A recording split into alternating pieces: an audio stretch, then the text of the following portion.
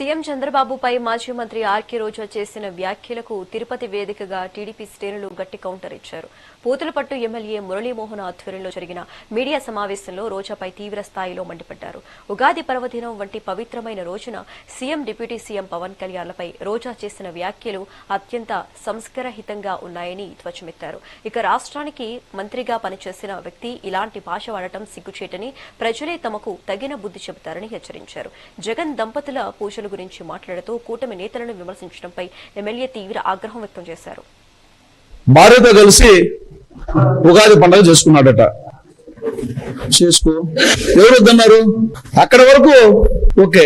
ఫలానా వాళ్ళు గాడిదలు కాస్తున్నారా అన్న మాట మాట్లాడడం ఆమె సంస్కార హీనమైనటువంటి మాటలకు నిదర్శనం.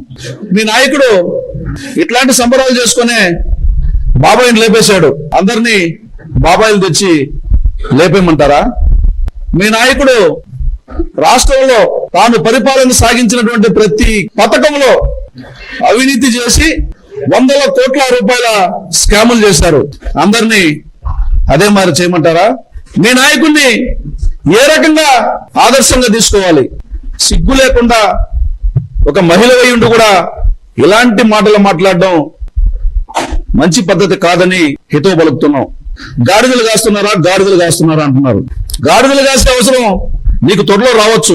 ఎందుకంటే మొన్న మంత్రిగా పనిచేసావు కాబట్టి కొంత 4 సంవత్సరాలు ప్రజల్లో అట్ట తిరగచ్చు. నెక్స్ట్ 2029 తర్వాత మీ పని అదే కాబోతుంది. మీరు సెట్టింగ్లు వేసుకుని, ఎడిటింగ్లు వేసుకుని, కట్టింగ్లు వేసుకుని ఆఖరికి